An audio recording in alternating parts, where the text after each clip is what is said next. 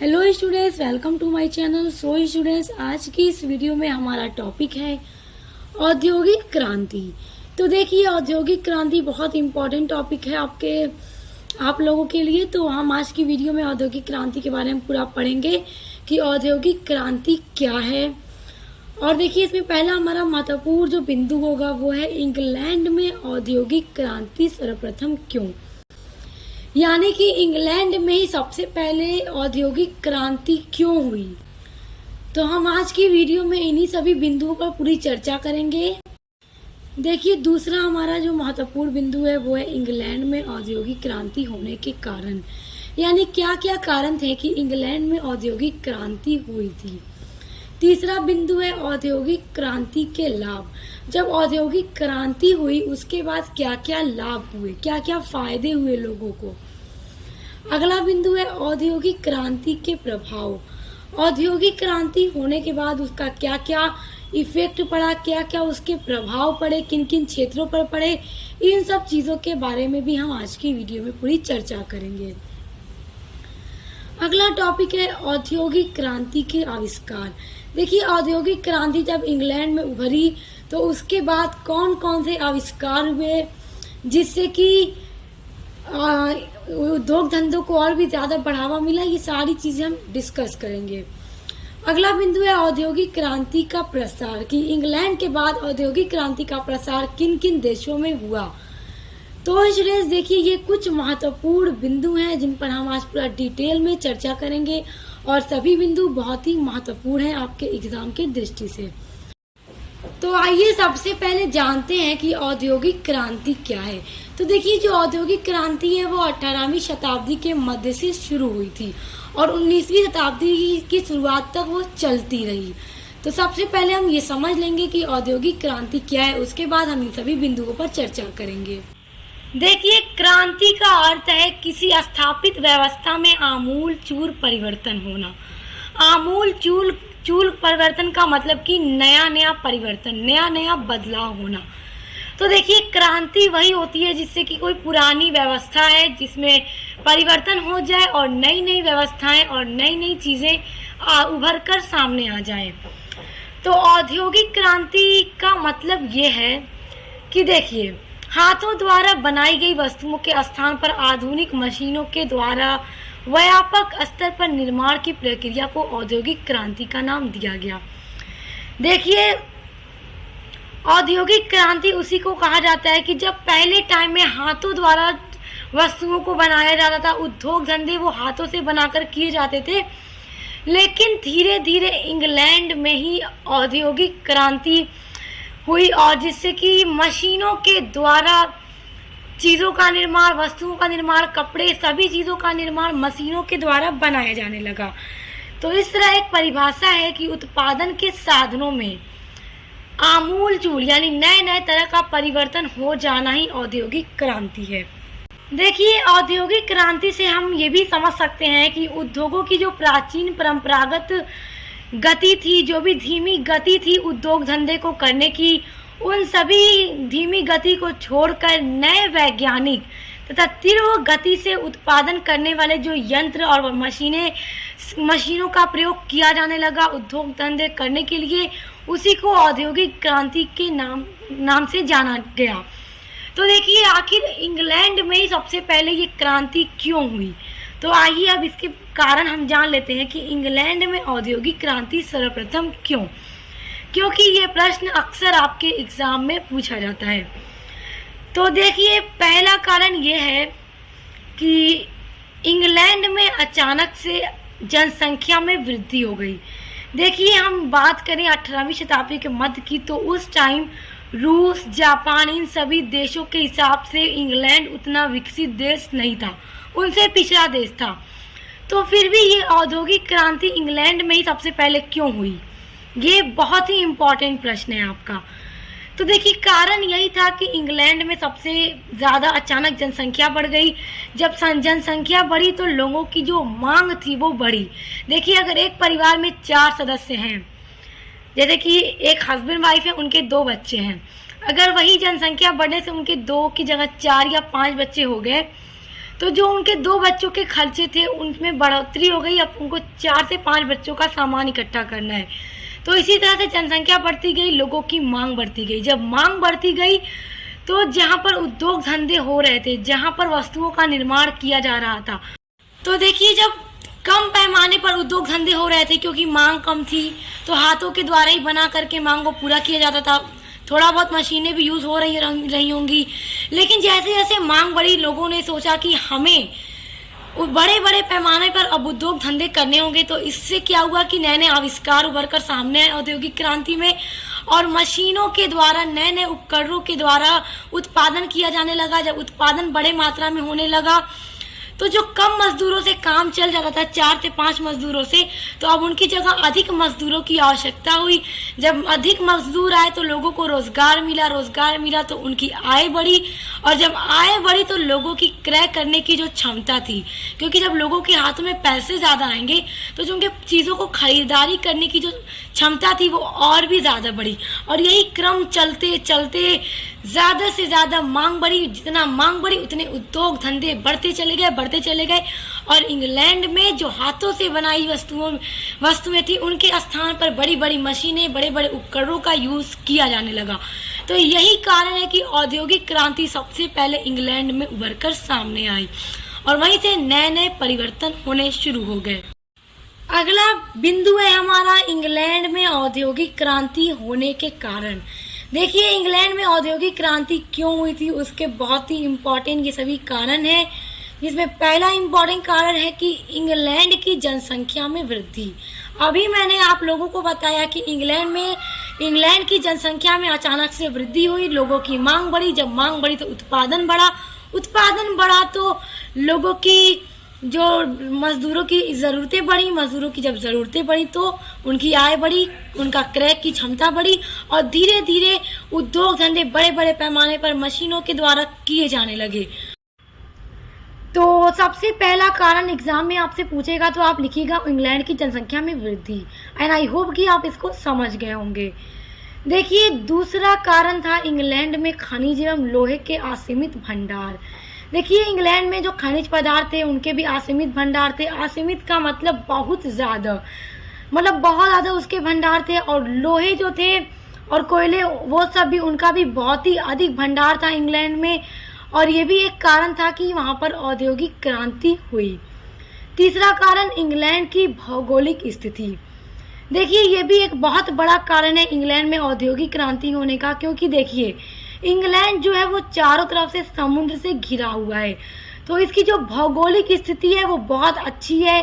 England को उस time बंदरगाह बनाने के लिए अपने इलाकों को कट करने की ज़रूरत नहीं थी, क्योंकि उसका जो इलाका था इंग्लैंड के चारों तरफ का एरिया वो समुद्र ही समुद्र था। तो उसको बंदरगाह को बनाने के लिए किसी भी एरिया को कट करने की ज़रूरत नहीं थी, इसलिए इंग्लैंड ने आसानी से बंदरगाह बनाए। और जब बंदरगाह बनाए उसने, तो देखिए जब बड़े बड़े पैमाने पर उद्योग धंधे किए जाने लगे थे इंग्लैंड, तो वस्तुओं का निर्माण करने के लिए, उत्पादन करने के लिए कच्चे माल की भी अधिक आवश्यकता हो रही थी।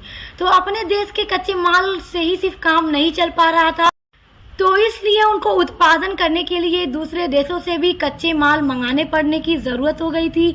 तो इसलिए उन्होंने बंदरगाह बनाए, और भौगोलिक स्थिति इतनी अच्छी थी कि इन्होंने आसानी से बंदरगाह बनाए, और इन्हीं बंदरगाह के द्वारा मालों को आयात किया जाता था, कच्चे मालों को, और बड़े बड़े पैमाने पर उद्योग धंधे किए जाते थे।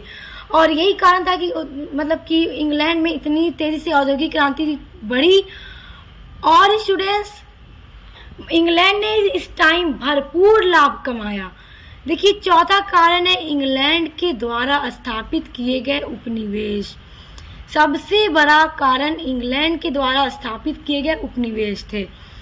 देखिए इंग्लैंड जो है उसने कई देशों में अपने उपनिवेश स्थापित किए। देखिए हमारा भारत भी इंग्लैंड का उपनिवेश रह चुका है। हमारे भारत में भी जब अंग्रेज़ों ने आना शुरू किया तो यहाँ पर अपनी कंपनियां बनाई और यहाँ पर अपने लोगों को रखा, और यहाँ के जो भी माल वगैरह थे लेकर के अपने देशों में सस्ते बेच रहे थे। यहाँ से सस्ते खरीदते थे और महंगे बेचते थे, तो क्या होता था कि इंग्लैंड ने भरपूर लाभ कमाया। तो हमारा भारत और उसके अलावा और भी बहुत से ऐसे देश हैं जो कि इंग्लैंड के उपनिवेश रह चुके हैं। तो यही कारण था कि उस इंग्लैंड ने अलग अलग देशों में अपने उपनिवेश स्थापित कर रखे थे, जिससे वो जो माल की जरूरत पड़ती थी वो अपने उपनिवेशों के द्वारा अपने देश में पहुंचवा लिया करते थे, अपने बंदरगाह के रास्तों से। पांचवा कारण है इंग्लैंड के वैज्ञानिक द्वारा किए गए आविष्कार।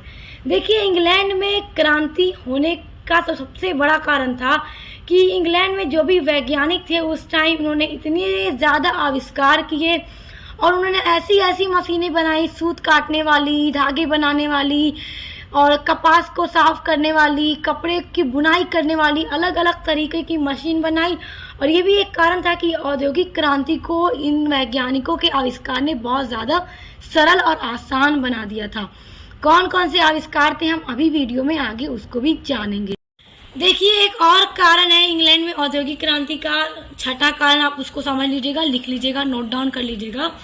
देखिए, इंग्लैंड में पूंजीपतियों के पास धन की कोई कमी नहीं थी और इसीलिए बड़े बड़े पैमाने पर उद्योग धंधे को स्थापित करने के लिए उनके पास बेइंतहा पैसे थे, जिससे उन्होंने बड़े बड़े उद्योग धंधे स्थापित किए और क्रांति के तहत उन्होंने जम करके लाभ कमाया। अगला बिंदु है हमारा औद्योगिक क्रांति के लाभ। अब हम देखेंगे कि औद्योगिक क्रांति जो हुई उसके बाद क्या क्या लाभ हुए। देखिए सुरेश, यहाँ पर सबसे पहले हमने पढ़ा कि इंग्लैंड में ही औद्योगिक क्रांति सबसे पहले हुई थी, फिर उसके बाद ये यूरोप में भी फैली थी। तो हम ये जो लाभ पढ़ रहे हैं हम पूरा पढ़ेंगे कि किस तरह से औद्योगिक क्रांति होने के बाद लाभ हुए, फायदे हुए लोगों को। देखिए, एक विद्वान है वुडवर्ड ने लिखा है, इन्होंने लिखा है कि औद्योगिक क्रांति पर ही इन्होंने एक परिभाषा लिखी है कि इस क्रांति से मनुष्य को चमत्कारिक लाभ हुए, यानी कि बहुत ही अच्छे अच्छे लाभ हुए। जिन कार्यों को करने में असीमित का मतलब अनलिमिटेड टाइम लगता था और पर्याप्त समय लगता था, देखिए अब वे अल्पकाल में मामूली श्रम में ही पूरे हो जाते हैं। देखिए, यहाँ पर श्रम रहेगा असीमित श्रम, यानी कि बेइंतहा बहुत ज्यादा मेहनत भी लगती थी और बहुत ज्यादा टाइम भी लगता था औद्योगिक क्रांति से पहले हाथों से चीजों को बनाने में। लेकिन औद्योगिक क्रांति के बाद ये फायदा हुआ कि बहुत ही कम टाइम में, कम मेहनत में ज्यादा से ज्यादा वस्तुएं और चीजों का उत्पादन कर लिया जाता है। आइए अब उन लाभों को देखते हैं जो औद्योगिक क्रांति के बाद हुए। देखिए, पहला लाभ उत्पादन क्षमता में वृद्धि। देखिए, औद्योगिक क्रांति के टाइम में जिन भी वैज्ञानिकों ने तरह तरह के जो आविष्कार किए, नए नए तकनीकों का विकास हुआ, जिनसे कि उत्पादन क्षमता में वृद्धि हुई, बड़े बड़े पैमाने पर उद्योग धंधे मशीनों के द्वारा किए जाने लगे, कम टाइम में ज्यादा से ज्यादा वस्तुओं का उत्पादन किया जाने लगा। तो पहला लाभ तो यही है कि जो उत्पादन की क्षमता थी उसमें बहुत ज्यादा बढ़ोतरी हुई। दूसरा लाभ है यातायात में विशेष सुविधा। देखिए, औद्योगिक क्रांति के बाद यातायात के साधनों में भी तेजी से विकास हुआ और जो मानव के लिए यातायात सरल और सुविधाजनक भी हो गया, क्योंकि देखिए औद्योगिक क्रांति के बाद मोटरसाइकिल, कार, सारी चीजों का निर्माण हुआ जाने लगा। यहाँ तक कि भाप का जो इंजन था उसका निर्माण भी औद्योगिक क्रांति में ही हुआ था। तो इसे क्या था कि एक स्थान से दूसरे स्थान पर जाना और बड़ी बड़ी मशीनों को भी लेकर के एक स्थान से दूसरे स्थान पर जाना भी आसान हो गया था, क्योंकि ऐसे ऐसे यातायात के साधन हो गए थे जिनके द्वारा बड़ी बड़ी मशीनों को भी दूर दूर स्थानों पर लगाया जा सकता था। तो यातायात के साधन में भी काफी ज्यादा वृद्धि हुई। तीसरा लाभ है विज्ञान की प्रगति। देखिए, विज्ञान की प्रगति का मतलब कि जितने भी वैज्ञानिक औद्योगिक क्रांति में जिन्होंने भी नए नए आविष्कार किए, जैसे कि देखिए उस टाइम ऐसी ऐसी मशीनें बनाई गई जिनसे कि कम टाइम में ज्यादा प्रोडक्शन किया जाने लगा और कपास को साफ करने वाली मशीनें बनाई गई, पावर लूम बनाए गए और हर तरह के धागे को बनाने के लिए अलग अलग मशीनें बनाई गई। तो इससे क्या हुआ कि विज्ञान को भी प्रगति मिली, विज्ञान भी आगे बढ़ा और तरह तरह की मशीनों का भी निर्माण हुआ। स्टूडेंट्स, देखिए हम बहुत अच्छे से एक एक चीजों को समझ कर पढ़ रहे हैं जो कि आपके एग्जाम के लिए इम्पोर्टेंट है। तो आई होप आप इन सभी चीज़ों को बहुत अच्छे से समझ पा रहे होंगे। अगर आपको समझ में आ रहा है तो कमेंट करके ज़रूर बताइएगा। अगला लाभ है कृषि में सुधार। देखिए, कृषि में सुधार, कृषि करने के लिए नए नए उपकरणों का भी आविष्कार हुआ और कृषि में नए उपकरणों का प्रयोग करके श्रम की भी बचत हुई। यानी कि जो किसान बहुत मेहनत से कृषि किया करते थे, तो नए नए उपकरणों का प्रयोग करके वो कम मेहनत में ही ज़्यादा से ज़्यादा फसलों को उगा लेते थे। और दूसरी तरफ खाद्यान्नों का उत्पादन भी बहुत ज़्यादा बढ़ गया, क्योंकि कम टाइम में कम मेहनत में ज़्यादा से ज़्यादा जो खाद थी, जो फसलें थी, उनको भी उगा लिया जाता था। तो इससे क्या हुआ कि कम मेहनत में अधिक से अधिक खाद्यान्न को उगा लिया जाता था और आज भी हो रहा है। अब देखिए, 5वां लाभ है दैनिक जीवन में सुख सुविधा के साधनों में वृद्धि। देखिए, औद्योगिक क्रांति के बाद ये भी एक बहुत बड़ा लाभ है कि दैनिक जीवन में समाज के लोगों का जो जीवन है वो भी बहुत ज़्यादा सुखमय हो गया। बहुत सुख सुविधा के साधन आ गए, जैसे यातायात के साधन में भी आसानी हो गई, संचार के साधन में, और फिर मशीनों के द्वारा बड़े बड़े प्रोडक्शन किए जाने लगे कम टाइम में, कम मेहनत में। सब सुख सुविधा का ही एक साधन है जिससे व्यक्ति अपने दैनिक जीवन में भी आराम करने लगा, खुशी का जीवन बिताने लगा। छठा कारण है अंतर्राष्ट्रीय व्यापार में वृद्धि।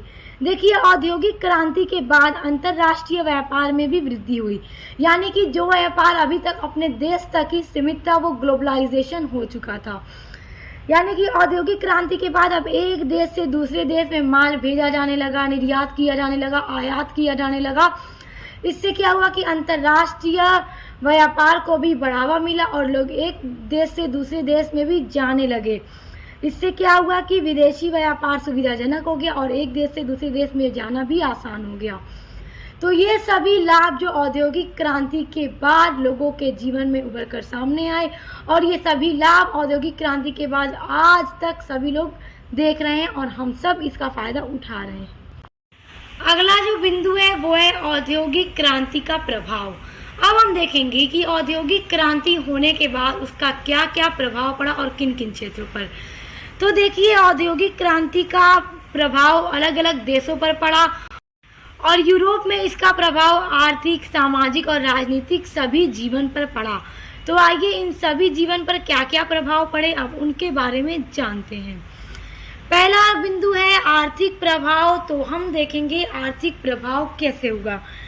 देखिए, जैसा कि उद्योग धंधे बहुत आसान हो गए थे और कृषि करना भी आसान हो गया था, तो नवीन आविष्कारों के बाद बड़े बड़े कारखाने भी स्थापित हुए और अब लोग क्या था, धनी और पूंजीपति बनते चले गए और इस प्रकार पूंजीवाद व्यवस्था का भी जन्म हुआ औद्योगिक क्रांति के बाद। तो अब देखते हैं औद्योगिक क्रांति से निम्न आर्थिक प्रभाव पड़े। पहला प्रभाव ये पड़ा कि विशाल कारखानों की स्थापना से उत्पादन बड़े पैमाने पर होने लगा, क्योंकि औद्योगिक क्रांति में ही ये पॉसिबल हो पाया कि जो कारखाने थे वो बड़े बड़े बनाए गए, बड़ी बड़ी मशीनें लगाई गई और बड़े बड़े पैमाने पर बिजनेस किया जाने लगा, उत्पादन किए जाने लगे।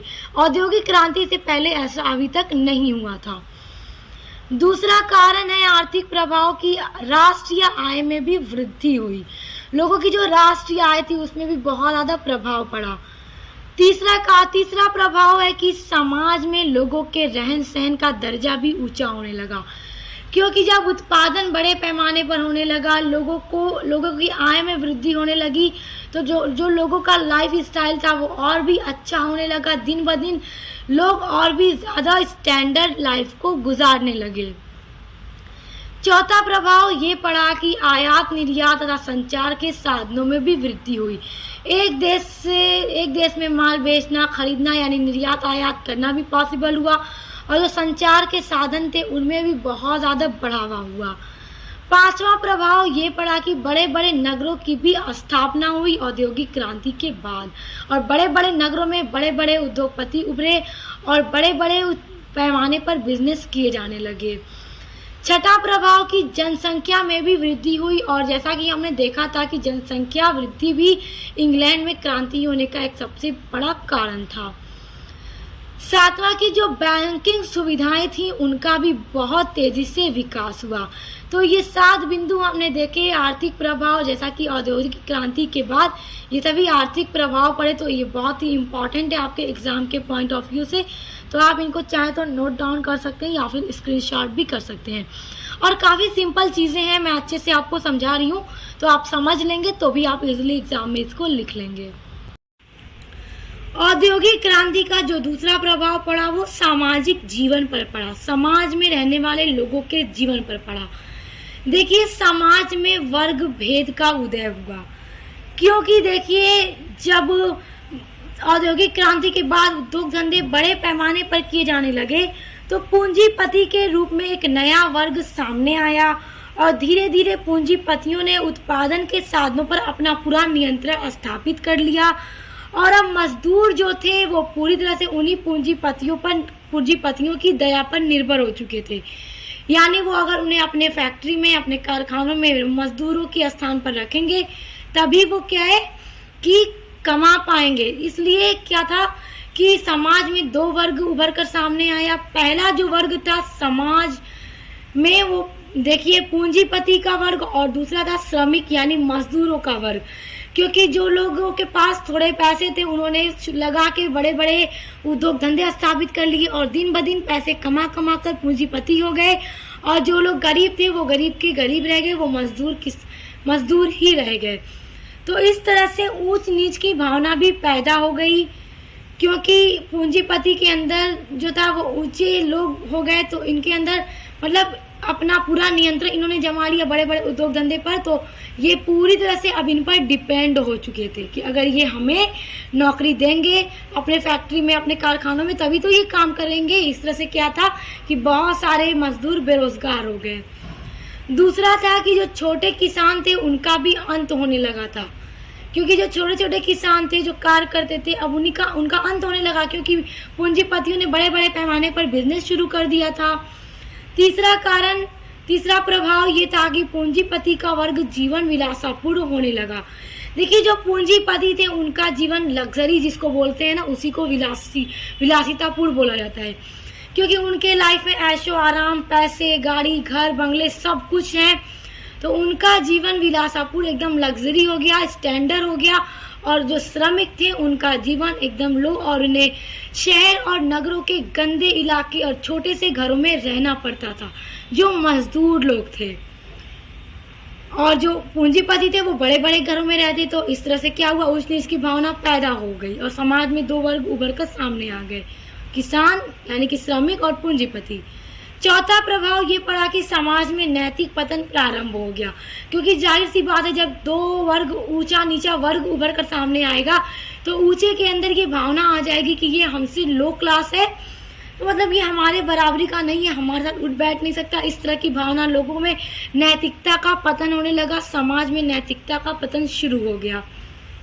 5वां प्रभाव ये पड़ा कि बड़े उद्योग धंधे की स्थापना से गृह व्यवसाय प्रणाली समाप्त होने लगी। देखिए, गृह व्यवसाय प्रणाली का मतलब कि जो हाथों से द्वारा बना करके घरों में जो अपने हाथों से ही बना करके, बुन करके, बेच करके अपना रोजगार चला रहे थे। तो जब बड़े बड़े उद्योग धंधे शुरू हो गए तो इनका जो व्यवसाय था वो पूरी तरह से ठप पड़ गया, खत्म हो गया, और बड़े बड़े उद्योगपति अपना बिजनेस करके बेच के कमाते चले गए, और घर में बनाने वाले जो छोटे लोग थे वो उनका पूरा बिजनेस ही ठप पड़ गया और समाप्त हो गया। तो हम इस तरह देख सकते हैं कि औद्योगिक क्रांति का सामाजिक जीवन पर क्या प्रभाव पड़ा, एंड आई होप आप इसको बहुत अच्छे से समझ गए होंगे। तीसरा जो प्रभाव पड़ा औद्योगिक क्रांति का वो था राजनीतिक प्रभाव। अब देखते हैं कि राजनीतिक क्षेत्र पर औद्योगिक क्रांति के बाद क्या प्रभाव पड़ा। देखिए, पूंजीपतियों ने अपने हितों की पूर्ति के लिए, अपने आप की जो हित थी उनको पूरा करने के लिए राजनीति में भी हस्तक्षेप करना उन्होंने शुरू कर दिया था। और देखिए, वे धन के बल पर, जो पूंजीपति थे वो पैसों के बल पर संसद में पहुंचने लगे तथा उन्होंने अपने स्वार्थ की पूर्ति के लिए मजदूरों के हितों की उपेक्षा करना शुरू कर दिया था। तो इस तरह हम देख सकते हैं कि पूंजीपतियों ने मतलब संसद में भी, राजनीति क्षेत्र में भी अपने पैसों के बल पर दखल देना शुरू कर दिया था। तो फिर देखिए उसके बाद क्या हुआ कि जो निम्न वर्ग थे, उन्होंने मांग की, उन्होंने पूंजीपतियों के अत्याचार व शोषण के विरुद्ध आवाज उठाई। तो इससे क्या हुआ कि श्रमिकों का आंदोलन शुरू हो गया पूंजीपतियों के खिलाफ, जिससे विवश होकर सरकार को फैक्ट्री एक्ट बनाने पड़े और मजदूरों की सुविधाएं भी उनको प्रदान करनी पड़ी। तो आई होप आप औद्योगिक क्रांति का जो आर्थिक, सामाजिक और राजनीतिक जीवन पर प्रभाव पड़ा था, आप उनको बहुत अच्छे से समझ गए होंगे। अगला बिंदु है औद्योगिक क्रांति के आविष्कार। देखिए, पहला है फ्लाइंग शटल, जिसको 1733 ईस्वी में जॉन के द्वारा बनाया गया था। देखिए, फ्लाइंग शटल एक मशीन थी और इस मशीन के द्वारा एक आदमी कम समय में अधिक से अधिक कपड़े बुन सकता था और इस मशीन का यूज जुलाहे सबसे ज्यादा करते थे, जो जुल्हा होते थे। दूसरा है स्पिनिंग जेनी। देखिए, स्पिनिंग जेनी का आविष्कार 1764 ईस्वी में जेम्स हारग्रीव्स के द्वारा किया गया था। और देखिए, इस मशीन से 8 तकुए लगे होते थे। इस मशीन से एक व्यक्ति 8 व्यक्तियों के बराबर सूत काटने में सक्षम हो सकता था, यानी कि 8 टेकुए लगे होते थे जिससे एक साथ कई सूत को वो काट सकता था। तीसरा जो आविष्कार हुआ वो था वाटर फ्रेम। देखिए, इसका आविष्कार 1769 ईस्वी में रिचर्ड आर्कराइट के द्वारा किया गया था। देखिए, जो स्पिनिंग जेनी बनाई गई थी तो वो इस तरह की मशीन थी जिसके द्वारा जो काटा गया सूत होता था वो कच्चा होता था और कपड़े को बुनते टाइम वो बार बार टूट जाता था। तो उसी के बाद रिचर्ड आर्कराइट ने 1769 ईस्वी में वाटर फ्रेम नामक एक मशीन बनाई और ये मशीन जो थी, इसमें बेलन लगे होते थे और इससे पक्का सूत काटा जाता था जो बुनाई करने में टूटता नहीं था। और ये मशीन पानी के शक्ति से चलती थी, इसलिए इसका नाम वाटर फ्रेम रखा गया था। उसके बाद जो अगला आविष्कार हुआ वो है म्यूल। देखिए, म्यूल भी एक मशीन है जो कि 1779 ईस्वी में क्रॉम्पटन महोदय के द्वारा बनाई गई थी। और देखिए, यह मशीन बहुत ही बारीक और पक्का धागा तैयार करती थी और इस मशीन के निर्माण से अच्छा तथा महीन कपड़ा का निर्माण किया जाता था। उसके बाद अगला जो आविष्कार है वो है पावर लूम। देखिए, पावर लूम भी एक बहुत ही बड़ा आविष्कार है औद्योगिक क्रांति के टाइम में। देखिए, 1785 ईस्वी में एडमंड कार्टराइट ने भाप शक्ति से चलने वाला एक पावर लूम मशीन बनाई और देखिए, इस मशीन से कपड़ा बुनाई करने में मतलब बहुत जल्दी हो जाता था।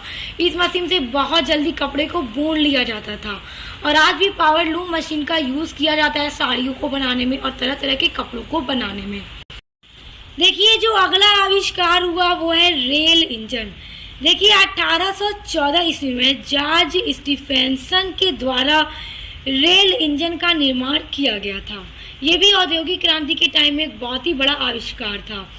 उसके बाद 7वां है भाप शक्ति। न्यू कॉमन के द्वारा 1712 ईस्वी में बनाया गया था और उसके बाद जेम्स वाट के द्वारा इसको 1769 ईस्वी में भाप शक्ति का आविष्कार किया गया। जो भाप से चलने वाला इंजन था उसका आविष्कार भी जेम्स वाट के द्वारा 1769 ईस्वी में किया गया था। उसके बाद जो अगली मशीन जो बनाई गई औद्योगिक क्रांति के टाइम में वो थी कॉटन जीन। देखिए, यह कपास को साफ करने वाली मशीन थी जिससे कपास को साफ किया जाता था और बहुत कम टाइम में बहुत ही ज्यादा कपास को साफ कर लिया जाता था और इस मशीन को 1793 ईस्वी में एली ह्यूवेटने के द्वारा बनाया गया था। देखिए, एली ह्यूवेटने एक वैज्ञानिक थे, इन्होंने कॉटन जीन नामक मशीन बनाई जिससे बहुत कम टाइम में कपास को साफ कर लिया जाता था। अगला आविष्कार है स्टीमर। देखिए, 1812 ईस्वी में हेनरी बेल के द्वारा स्टीमर का आविष्कार किया गया था। उसके बाद है सिलाई मशीन। देखिए, 1846 ईस्वी में इलियास होवे के द्वारा सिलाई मशीन, जिससे आज कपड़ा हम लोग सिलते हैं, सभी लोग कपड़ा इसी से सिलते हैं। स्टूडेंट, इस तरह हम देख सकते हैं कि औद्योगिक क्रांति वास्तव में एक आविष्कार का भी युग था जिस टाइम में इतनी बड़ी बड़ी मशीनें बनाई गई जिनसे कपड़ सूत काटने, धागा बनाने, बुनाई करने में काफ़ी कम टाइम लगता था और बड़े बड़े पैमाने पर कपड़े बुनकर तैयार किए जाते थे। तो ये सभी आविष्कार आप लोग याद रखिएगा, क्योंकि आपके एग्जाम के पॉइंट ऑफ व्यू से बहुत ज़्यादा इम्पोर्टेंट है। देखिए, अगला बिंदु है औद्योगिक क्रांति का प्रसार। प्रसार का मतलब कि औद्योगिक क्रांति कैसे कैसे बढ़ी, आगे बढ़ी, विकसित हुई। तो देखिए, जैसा कि हमने पढ़ा कि औद्योगिक क्रांति सबसे पहले इंग्लैंड में शुरू हुई। देखिए, इंग्लैंड में सबसे पहले औद्योगिक क्रांति शुरू हुई और उसके बाद संपूर्ण विश्व में ये फैली। देखिए, ये अमेरिका में, इटली में, जर्मनी में, जापान में, सभी में फिर औद्योगिक क्रांति बहुत तेजी से फैली, लेकिन सबसे पहले ये इंग्लैंड में ही हुई थी। तो याद रखिएगा कि इंग्लैंड में सबसे पहले औद्योगिक क्रांति हुई थी। तो स्टूडेंट्स, देखिए, आज की वीडियो में हमने औद्योगिक क्रांति से जुड़े सभी महत्वपूर्ण बिंदु और सभी को बहुत ही डिटेल में समझ लिया और ये नोट्स भी मैंने आप लोगों के लिए तैयार किए थे। आप चाहें तो इसको स्क्रीनशॉट कर सकते हैं। और देखिए स्टूडेंट्स, नेक्स्ट वीडियो में हम आपकी जो भी औद्योगिक क्रांति या फिर अलग अलग जो भी क्रांति है, रूस की क्रांति, फ्रांस की क्रांति, सभी क्रांति पर हम MCQ की वीडियोस लेकर आएंगे आपके लिए, जो कि आपके प्रतियोगी परीक्षाओं की दृष्टि से बहुत महत्वपूर्ण है। तो अगर आप अपने MCQ को भी पढ़ना चाहते हैं तो नेक्स्ट वीडियो को ज़रूर देखिएगा। उसके अलावा आपकी जो सभी क्रांति है उस पर भी मैं वीडियोस जल्दी अपलोड करूंगी, जो कि आपके सभी कॉम्पिटिटिव एग्जाम के पॉइंट ऑफ व्यू से मोस्ट इम्पॉर्टेंट होंगी। तो इसके लिए आप चैनल को सब्सक्राइब करके बेल आइकन को प्रेस कर लीजिए, ताकि आने वाले इंपॉर्टेंट वीडियोस के नोटिफिकेशन आपको मिलते रहें। बेस्ट ऑफ लक, अच्छे से पढ़ाई कीजिए और मिलते हैं नेक्स्ट वीडियो के साथ।